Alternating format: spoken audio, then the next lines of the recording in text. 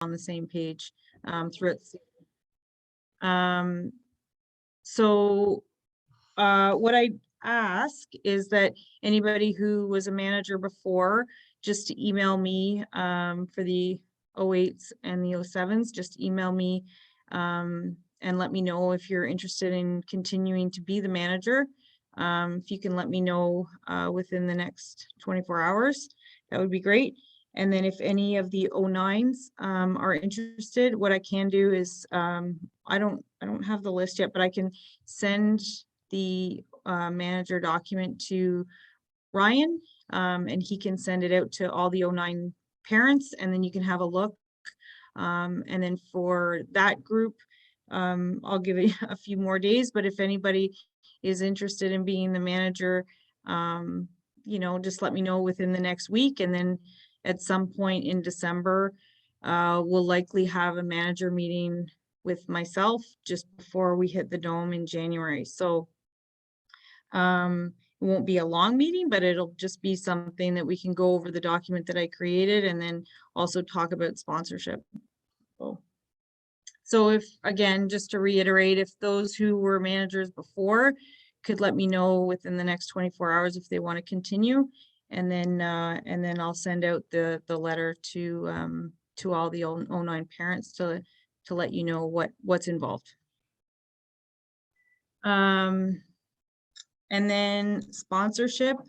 I'm going to probably share my screen in a minute, but in last year, we had corporate sponsorship, and then we also had team sponsorship. This year, we're just going to allow the teams to do what they want. I think after all the discussions that we had over the last season, it's probably the best way for teams to raise funds, and it's also like less confusing and probably will create less errors. There was a lot of confusion with the sponsorship when we were getting the jerseys screened, because it was a combination of team sponsorship and corporate. So anyway, I will probably share my screen and just give everybody an overview of sponsorship for those who might want to participate.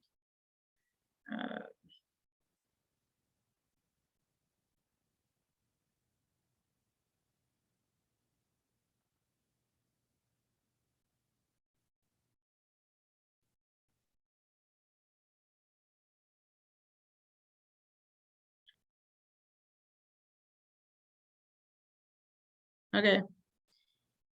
So for those who have done this before, you'll see that you can place a sponsor on the front of the jersey. You can place a sponsor on the back, on the right sleeve. And then again, this year at the top of the back of the training jersey. So those will be the spots where you'll be able to place a sponsorship. Or sponsorship name or logo. The one thing is, what was I going to say about this? Oh, for the managers, there are like the sizing of the logos and the sizing of like if it's, let's say, I don't know, the Duchess, the lettering has to be a certain size. So if and when you get to the point where you want to screen, you just have to make sure it's all within the OPDL guidelines, but we can go over that in the manager meeting. The other sponsorship option is individual player sponsorship. Some of the other teams know about this already. The 09s, they don't. So basically what it is if you want to go out and get some sponsors to help you cover the cost of the fees, then you can do that to a maximum of $1,500. $500 per sponsor, and those sponsor logos will go under the back of the training jersey under a team sponsor. But I'm not going to go into too much detail. I'll send this information out to families, and then if you have questions, you can just email me.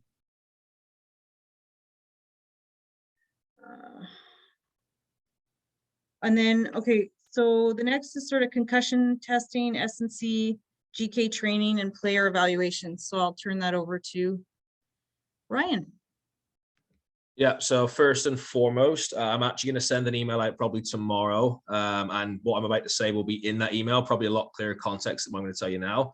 But for those that did the concussion baseline testing last year, which should have been any full-time players that were with us from the start of the season, you do not need to do that again this year, as it's valid for 2 years. Anyone that joined us mid-season, or obviously anyone that's just joined us now, you need to do the baseline concussion testing. It's through Health and Focus, who are our partners, and they work with us in terms of athletic therapists and so on. It will be Saturday, December 11th, between, I think it's 5 to 9 p.m. and then Sunday, December 12th from 9 a.m. to 1 p.m.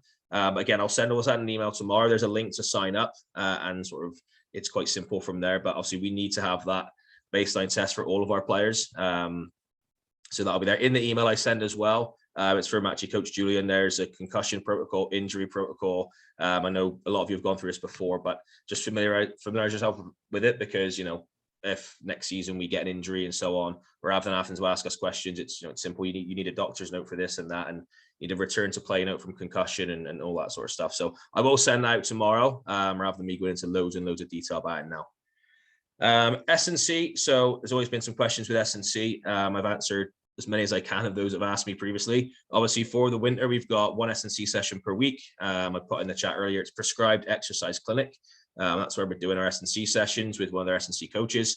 After the winter period's over and we transition to outdoors, the S&C component will then be fully dependent on the head coach, or the coaching staff, should I say. So they, at the end of the day, they'll make the best judgment as to what that group of players particularly needs. There might be some teams that may need a little more S&C. Some teams may need some more technical work and so on. So that's going to be based on the individual coach of that team. Now, I know people have questions. Well, what if we want more S&C?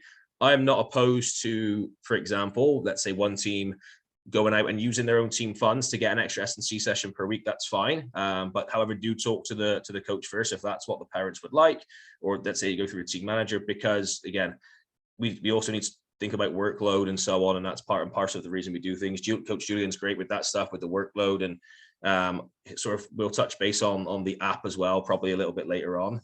There's an app we have which tracks the workload. Some of you have used it before. We don't want to overwork the players, and, you know, 3 sessions a week plus a game, then plus S&C as well. Obviously, we want our sessions to be intense middle of the week. So it gets a lot, and I'm sure the kids are doing other stuff elsewhere because they're kids at the end of the day. So we really want to manage the workload. So in the summer, S&C will be up to the head coach and how they incorporate that into their session. GK stuff for the goalies and the goalie parents that are on here. There will be two goalie sessions every week. So 2 in the winter. So Monday, Tuesday, Saturday will be a goalie session for the goalies. So whenever they're at training, it will be a goalie session in the winter. And then in the summer, 2 of every 3 sessions will be a goalie session. What I've said is what we're going to do is 45 minutes minimum per session will be with the goalkeepers. Now, for example, I use myself. I like to incorporate the keepers into my sessions around the halfway stage. So I could turn around to Julie and say, okay, I would like my goalkeeper back. You know, he or she is going to get involved in the practice now. But 45 minutes minimum per session, at least 2 per week. That's through the winter and the summer. So that's for the GKs and what training they're going to get. And then player evaluations. Again, last year was sort of a different year. We didn't have too much chance to really do them, and there was no real pre-season evaluation. But this year we'd like to have 3 evaluations. So the first one will be probably, some of you remember this, but sort of middle to end of February. So whilst we're still doing indoor training, but then coaches have got a chance to look at the players and see what they're working with. The second one will be middle of the season. So again, I'm not going to put a specific date on it now, but mid-season. And then the third and final one will probably be just before the end of the season, potentially after. It just depends on how close to the end of season the ID days are. But there'll be 3 player evaluation sessions. Coaches will have an individual development plan at the ready, and there'll be a player report for each player, you know, what you're doing well in which department and so on. And obviously those will be ideal for players and parents to be at. The final thing I'll touch on is fitness testing. We are working on that as well. So Ideally 3 per year, definitely 2. I'd like one in probably again sort of end of January, early February, to get a baseline of where people are at the start. Again, mid-season, and then once again at the end of season. And these are all good things for Ontario soccer and so on to have. It's actually required that we do some fitness testing. So more information will come out about that, and it'll very likely be done at the Dome, especially in the winter. But yeah, probably looking towards mid to end of January for the first one, and three of those fitness testing sessions per year.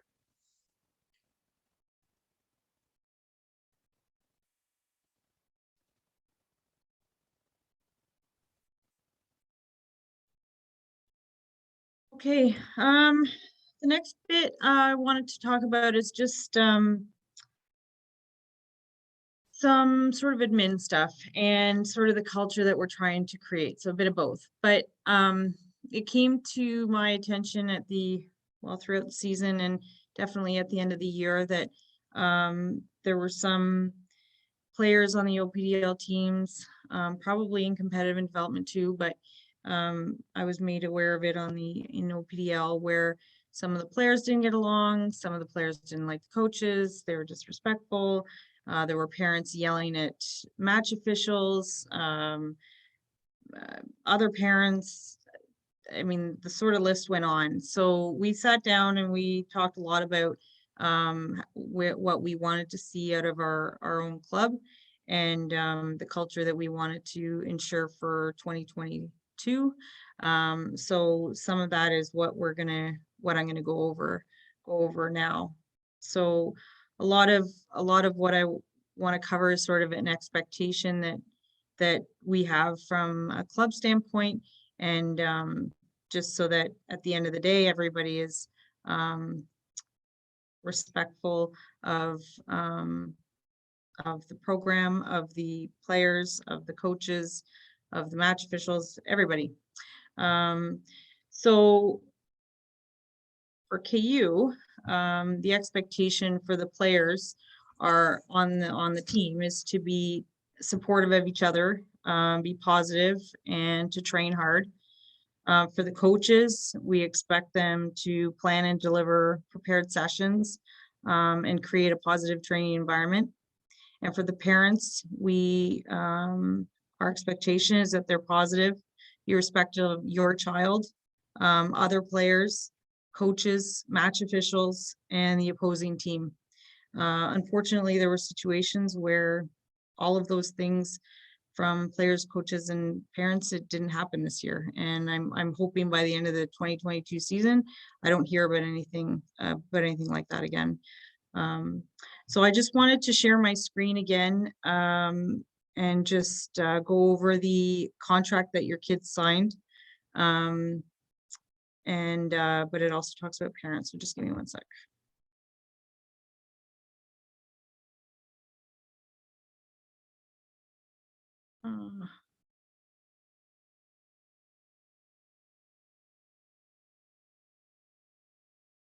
Where is it?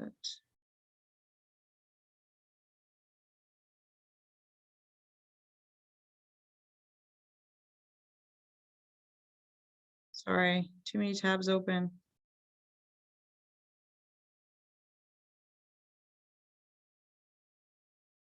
Oh, can't find it right now. So what I'm going to do is I'll just read it off. In the player contract, there is a section that talks about, it's section 17 actually, and 16, 17. It talks about the conduct of players and parents. So for player conduct, it's be respectful of the match officials and your opponents. Refrain from using foul language or abusive language on the field. Remember that you are there to provide a strong performance, and the result of the match is a secondary to its benefit as a development tool. And all players must demonstrate responsible behavior within all training environments. The parents, be respectful of the match officials and the teams on the field. That includes the other parents who are watching, like the opponent's parents. Refrain from using foul language. Keep comments positive and refrain from coaching from the sidelines. That's a big one. Remember that you're there to support your child, not to win the game necessarily. Keep in mind that your attendance at OPDL events is a privilege, not a right, and that all OPDL license holders will be responsible for the behavior of their players, parents, and spectators. Just to add on to that, KU can actually be fined for our behavior at a match if we have a home match and the opposing team is behaving badly, or our own parents or our own players, whatever it might be, then we can be fined. So it's right there in the contract. We have to abide by it. So, and actually at one point last year, all OPDL license holders got an email explaining that somewhere in Toronto, somebody was on the verge of getting fined because of the way that people were behaving on the sidelines. And at one of our games this summer, we had to ask a parent to leave. So it just changes the whole environment. Like we don't want that. So the expectation is that from a player standpoint, coaches, parents, we're all respectful of what's happening. So there is a KU code of conduct on our web page, on our website. If you go to about us, and then there's some policies listed. You can go over the code of conduct, but it's very similar to the OPDL code of conduct. It's just a lot more words. Ours has a lot more words, but the OPDL contract is condensed. Anyway, for going forward, for concerns or communication, we are most definitely instilling a 24-hour rule. Parents are allowed to write an email 5 seconds after a game, but it won't be responded to until 24 hours later. Conversations about games or training won't happen at the side of the field anymore. Yeah, it won't happen at the end of a game, and it won't happen at the end of a training session. All concerns will be directed by email. So where do you direct those concerns to? If it's a technical question, it'll go to your coach, the technical lead. It's administrative concerns like fees or where your uniform is or whatever, you can email Dan. And then any concerns about the program, other players, parents, coaches, if it's not, if the concerns about players aren't addressed by the coach, any of those things can be directed to me. So anything about the program, the parents, the coaches, it can be directed to me. So all by email, not by text, not by social media in any way. It all has to be by email. Likewise, if the club has concerns about a player or a family, it'll come, if it's about a player, it'll come from the technical lead. And if it's about a parent, it'll come from me to the family. Anyway, on a positive note, all that is laid out so that we can create a positive environment for the players to develop. So that's it.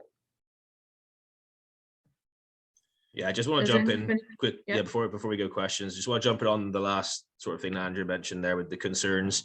Now there's a structured approach to this that should make things a little easier this year. Again, for example, let's just say that Coach Blair was my child's coach.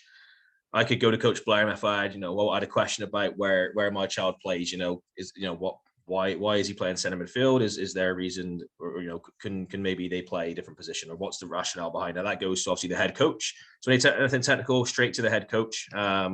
If it goes beyond that, obviously, then if it's technical, eventually it will come to currently myself as of right now. But again, head coach first for technical. As you said, Dan can take care of the admin stuff.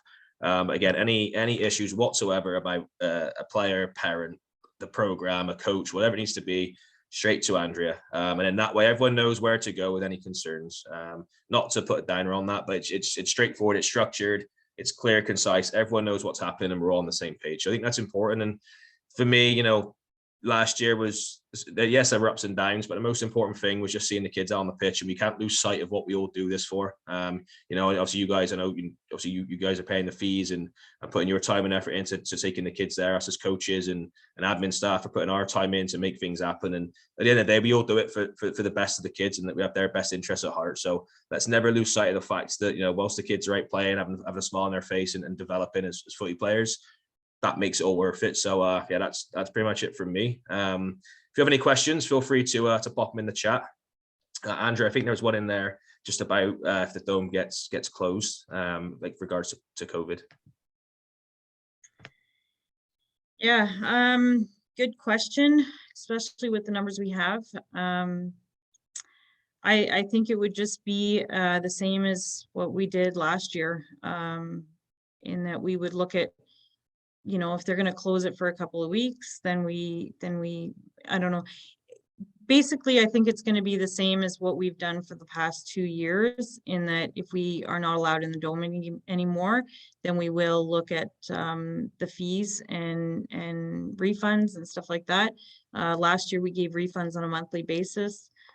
So it would likely be something similar, where if we can't train, then train where we want to train, then we'd look at monthly refunds until we can get back either in the dome or back outside.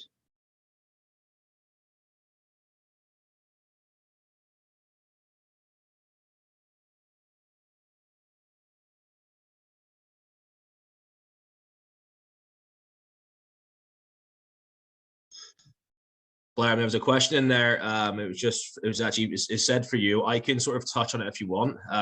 Sorry, it's just a little bit up about the playing style philosophy. I actually have a presentation which has been created as for Ontario Soccer and Canada Soccer. I am more than happy to send that out to all of our OPDL parents for our club philosophy, how we play, how we approach every game, our style of play. You can touch on it if you want, Blair, but I'm more than happy to send out our club's philosophy as well to the parents in the coming days.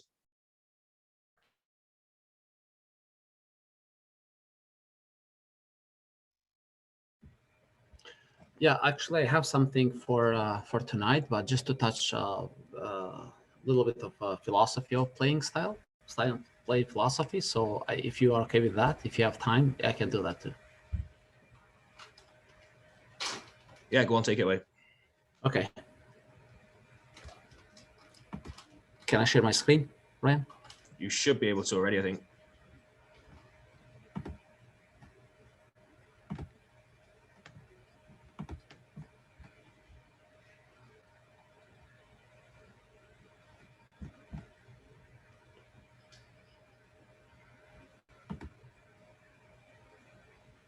Can you see the screen now? Yeah, okay, good. Yeah, so just our coaching philosophy is based on the 3 areas. So 1 is team environment, 2 is player perspective, and coaching perspective. So as some of the words that like Andrea said, the environment, what we are trying to create at the club for the players to excel, they need to feel that they are, first of all, they are welcome at the club. They are respected. They are safe. Being part of OPDL, they have value, and they are being challenged, and also they are developing and improving. From players' perspective, players need to work hard, challenge each other to the maximum, focus on getting better, enjoying the challenge and competition, be respectful, positive, and encouraging, try things, not afraid to make mistakes, also be creative, aware, and proactive. As always, aim should be very high. From coaching perspective, coaches need more doing and less talking, because since I moved here in Canada, to be honest, I see lots of coaches.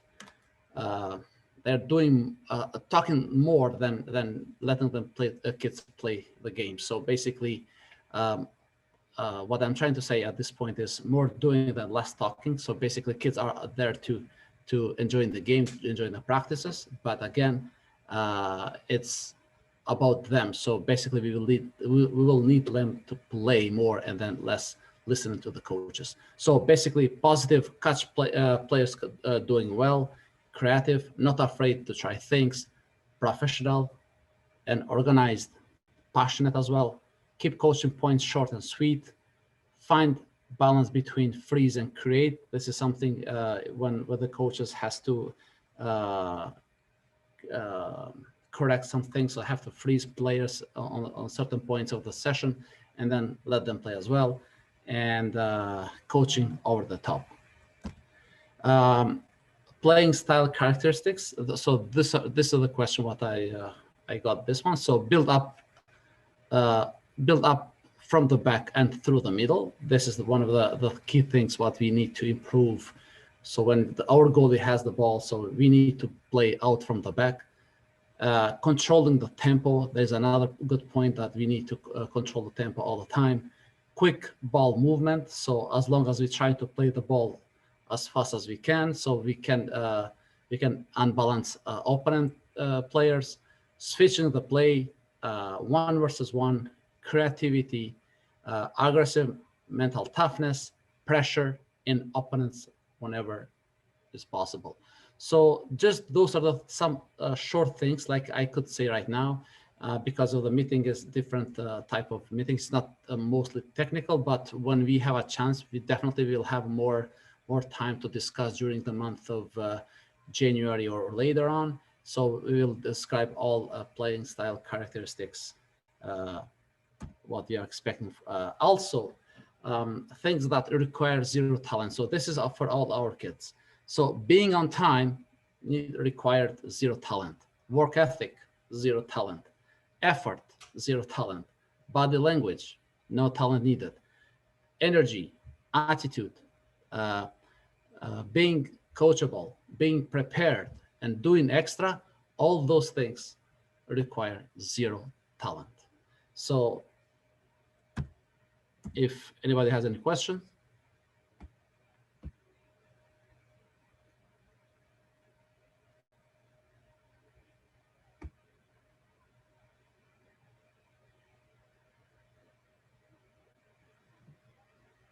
Okay. I think you nailed it, Blair. Over to you. Yeah. Andrea, do you want to touch on the next? I'll touch on the most recent one quickly. So there has been evaluations done from the past year, Michelle. So like we've had as coaches to do that. That will be part of the first player evaluation for next year. So part of parcel will be where the players were after a full season at this time. And then again, obviously we know they'll have a month off by then. But yeah, part of that first evaluation will be a lot of it based on this previous year. Obviously for the new players, it's a little different, but that will be touched on. Monique, will there be? Yeah, so we've got a good relationship with Jackie, who does mental toughness. Obviously with Health and Focus, we've got a good in there. We've actually got Brant. We've got 3 or 4 different assets in which we will use. But there will be workshops on mental toughness, health topics, nutrition, and so on. There'll be like a little nutrition guide sent out and all that stuff. So that'll be probably done in the new year. That'll obviously be sort of like more like Julian and that sort of stuff. But there will be stuff put together to be sent out. And then, yeah, we'll work with Jackie again like we did this year for those mental toughness workshops. And hopefully this year we can actually have some of them outside on the pitch in person as opposed to online all the time. I know that was an issue last year. It's hard to sort of connect with someone and that online. Hopefully they'll be done at the pitch this year.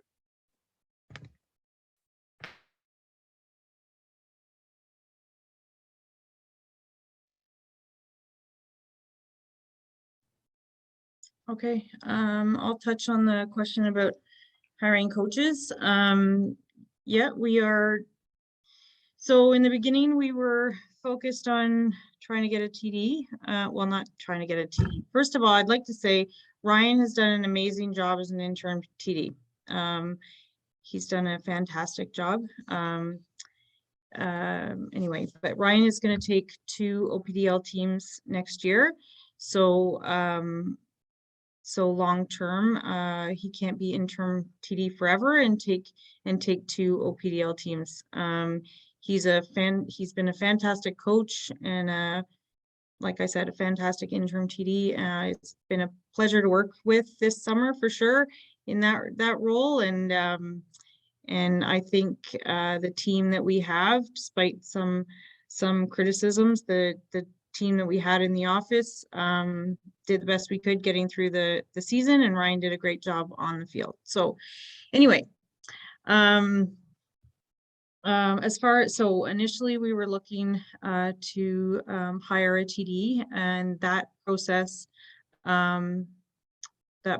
started, I think it was posted at the beginning of September or end of August. And we did have some candidates. We did think that we were on our way to securing a TD, and then that didn't work out. So I switched gears and felt that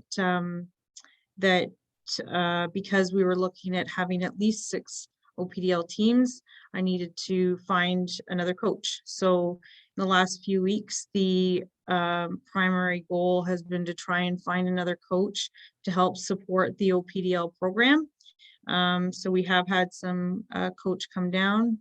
There'll be another coach this weekend. We are looking, and hopefully by the time the training starts in January, there will be a 3rd OPDL coach to help support the program. And then the search for a TD is also in the works. We continue to have interviews for the TD role. So even though I switched my focus to try and get a coach for the OPDL program, the search for a TD never ended. It continued. So it's in process. There's been people who have applied from all over. So yeah. So something like this, I've realized, is not as easily done. But we will get there. And my hope is that we have a coach secured for when we hit the dome. So, and then, like I said, the ongoing search for a TD, my hope is that at the very latest, we have a TD in place and living in Kingston by the end of March. That would be my goal. So, because we have to keep in mind that if somebody else from Kingston wanted to be a TD, they would have already applied. So we are looking for people outside the city, and they'll have to move here. So yeah, I hope that answers that question. There was just one about Quebec somewhere. I can't find it now in the mix. Yeah, with regards to travel time, that's one of the reasons in which was a con for me. Was that we basically Quebec teams weren't coming here. That was part of the agreement that was beyond us and the Ottawa teams. It was made between Ontario Soccer and Quebec Soccer and the PLSJQ, was that any team from Ontario went to Quebec, they didn't come here. So that was part of the agreement, which obviously wasn't ideal. And that's, again, part of the response for me was, not saying we're fully against it, but we can't always travel to you. There needs to be travel to us. So again, it was a pilot year. And as soon as I get any update from Ontario Soccer with regards to what's going to like next year, I will also let everyone know straight away. Kingston. Yeah, so Kingston's been a neutral venue in the past, usually at the Queen's pitches. It'd be Richardson, Micmac, the pitches they've got down there. So this year it was as well for a couple of games. But yeah, fingers crossed Kingston will be a neutral venue for the upcoming season. I know it has been in the past, and hopefully it has been. Hopefully will be this year. OPDL in Kingston. So as a club, and Andrew, you can probably touch on this a little as well, but as a club, we have to apply for an OPDL license, which lasts for 2 years. I'm not going to go into loads of the detail about the criteria, but there's a fair amount of criteria that we have to meet, obviously, which we have met. And then again, evaluation will take place sort of towards the end of that 2 years, and then it will be another 2-year license and so on. I'm not sure, did the first year count, Andrew? Are we still in the... Sorry, I'm not seeing that question. What's the actual question? What is OPDL's commitment to KU? Is OPDL in Kingston on a trial basis? If so, what is the criteria for evaluation? When does it take place? Oh, no, we're not on a trial. We have a license. I I think I was saying this on a different call, but we have our license. We are in good standing with Canada Soccer. There is a process to reapply, but we're already going through that, and everything, all the feedback that I've received so far from Canada Soccer and Ontario Soccer is that our license isn't going anywhere. I have been told that there are some clubs that aren't in good standing, and those are the clubs that may have to leave the league or whatever, or lose their license, but we are not one of them. So I'm not concerned that we're going to lose our license in the near future at all. So, yeah.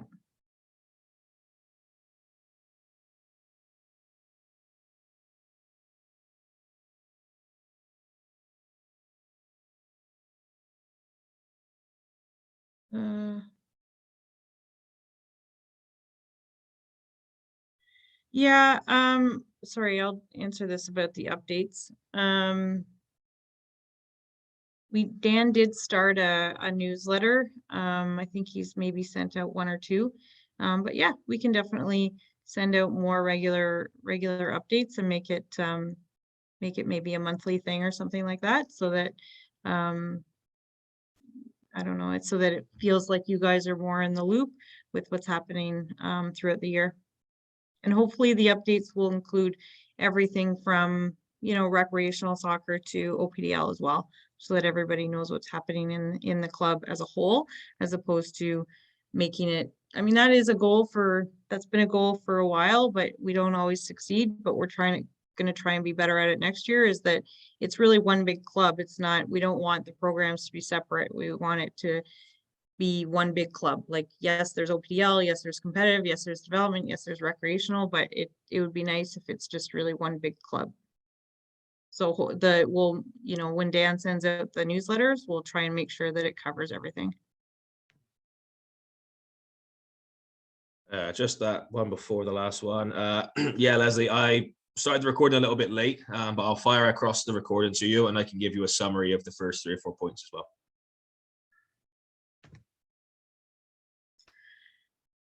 I think success for the OPDL program, I think that's more of a technical question, to be honest, but I mean, I don't know why, like, what you're looking for there, but for me personally, my hope out of the OPDL program is that the kids, number one, they develop, they enjoy the environment, they're learning, they develop as a team. If I can use the 08 boys, just because my son's on that team as an example, like, you watch them, if you saw their first game compared to their last game, or the games near the end of the season, like, to me, that was success. They developed as a team. They had fun, they enjoyed their season, like, they're ready for the next year. That, to me, that's success. It's not necessarily winning every game. So, my son definitely developed over the course of the summer. So yeah, I think just touching on that again, from a technical standpoint, you covered most of it. It's seeing development both individually and collectively. I think that's important. Sometimes you see teams develop, but each individual, there's some that are left behind, and individuals develop and the team not gelling together. So individually and collectively developing, of course, but I think being competitive in games as well is something that and again, this happened with basically every every OPDL team. The first 4 or 5 games, there was some struggles in there. There were some mistakes and basic errors. And game experience is something that you can't teach that. We can recreate as coaches as many game realistic situations as possible in training, but that's always against the same type of players, and you get used to those players when you go up and play against different opposition and so on. How do you deal with that? How do you problem solve in the spur of the moment when your coach can't come in and stop it and recreate things? So I think being competitive in games as well as developing, again, and there still has to be an emphasis on having fun. And as long as your kids are going home and going, yeah, I can't wait for football again. I can't wait to go to training tomorrow. Can't wait for the next game. that speaks volumes to me. So yeah, success, being competitive, players developing individually, collectively, and again, the bottom line always will be, kids coming back with a smile on their face after they've played football.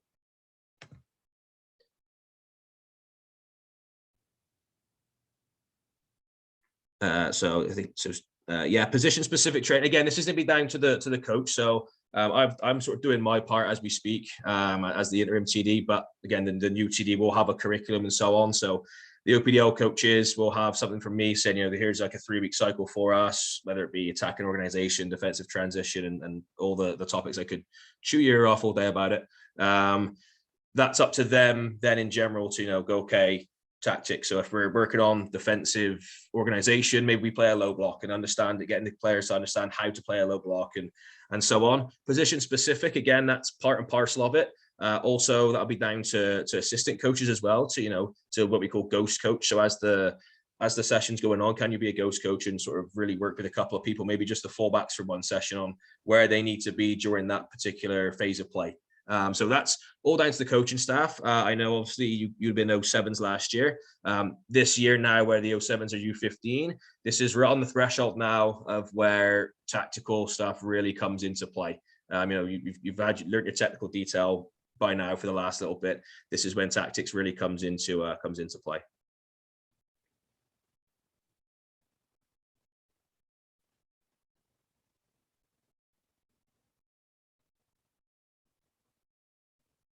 Coaching staff. So so in I think I've had a meeting with some people already. The 09s and 08s coaching staff is set in place.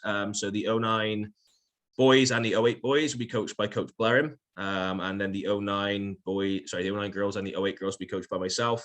Again, the 07s it's still in that process currently with a new coach and so on. As things currently stand, with regards to training throughout the winter, if I can find it again, training throughout the winter.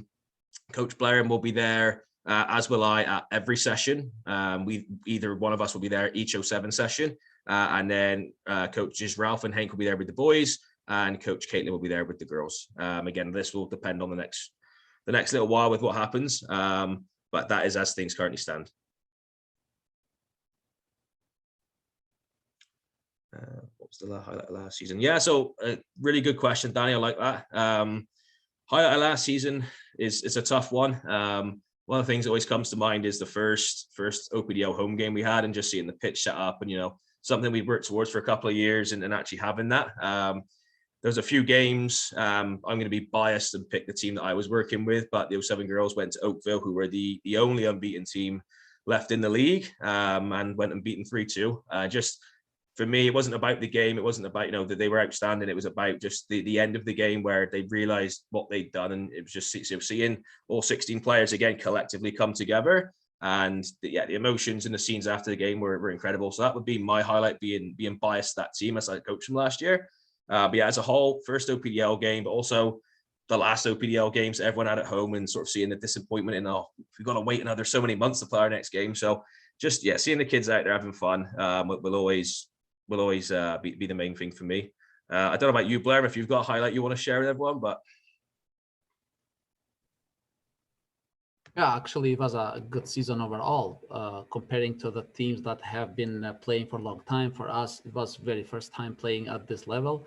We had no idea what kind of level we are competing at the beginning of the season, but overall, it was a really very enjoyable season. And now we know where we are at, and just working on something what we need to improve on. So overall, again, especially with the 07 boys that I did coach, we haven't won a game, but the boys were competing every single game. So that makes me more happy to see them fighting, to see them trying to win every single ball, trying to do their best. And at the end, last game we got a tie, and against very strong teams. So it was a good starting point for next year to continue competing on the level where we belong. Just going to touch on the last two questions. Michelle. Yeah, so VO is one thing that again we're gonna look to work on a little bit more this season. Between myself, obviously Blair, and, whoever the coaches are, frankly, for that team, and that I'm doing as well. We will go over some footage from the games. Now I've spent a few hours, few days going over a couple of them. It is very time consuming to go over each one and break it down for each player. But we will look for opportunities to run an analysis session based on a particular game, whether whether it's a great game or some improvement in there. That is things that we're going to look to work on. We'll be better on this season, even if we can get, it might be myself doing some analysis on a boys game and vice versa. If we get some spare time, we'll do as much as we can to analyze the games. One thing that I want to say, yes, Chad just saying the games are recorded. The home games are recorded as much as we can. Obviously, we've only got the one camera. So if some teams are home and some are away, we can. However, teams that are away may have a camera and we can usually share them with each other. But what we'll do as well is we'll set tasks for the kids. So I might turn around to just use the 08 girls team and say, okay, first and foremost, watch the video, give me 3 things you think you did well in the game. And, then you can actually get them to put the timestamp on it as well. Between minutes 16 and 17, I made 2 good passes. I scanned my shoulder 6 times or whatever. And then set tasks as well. So it might be, okay, defensive unit, can you work on that? And it gives them an opportunity to sort of get together or however, whether it be on Zoom, whatever it needs to be.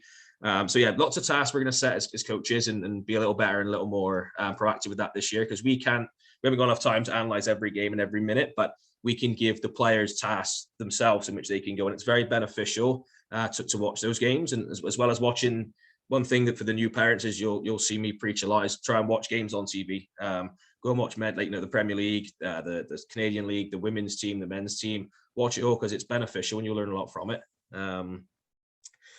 Coach's request video from Monty. I already have Adnan. There's a few games I've requested and no one's got back to me yet. But yeah, any game that they have video of, I will have requested, because we share videos with other people all the time, so I want them back. So if we can get it, I'll also get it, let you know. If not, it's unfortunate. But yeah, moving forward, as many games as we can will be recorded. In the email I send out tomorrow, there will be a link for to go and sign up on the VO page, and you'll see for the new players that there's for example, OPDL 2009 boys section, and every game that is recorded for the 09s will go in there, and then you can actually have a look at it. Any control over trying to play? I wish we had control. Can I touch on that a little bit? Go on, yeah. We were at a meeting with Ontario Soccer, and it really was a question for a lot of the Ottawa clubs and ourselves, was that why didn't we play each other more often? So the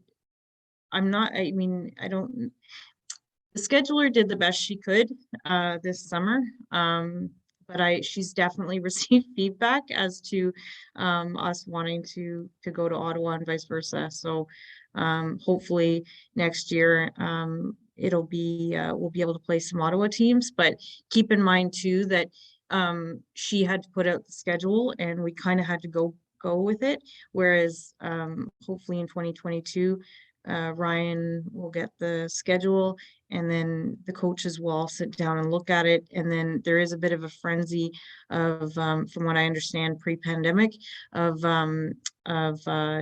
coaches trying to switch things around to make it more friendly to, I guess, just planning their coaches' schedules. So anyway, hopefully next season we'll at least be able to just drive to Ottawa to play. Which will be nice, and then hopefully they'll come to us too. So definitely will be very nice too. Yeah, says you. Yeah, I bet, Blair.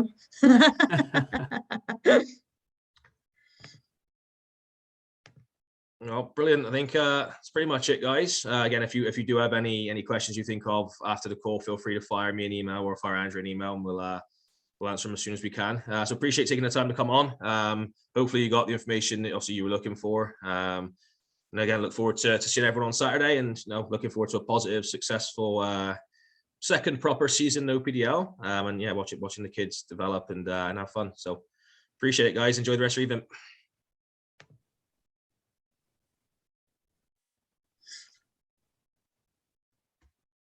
Thank you.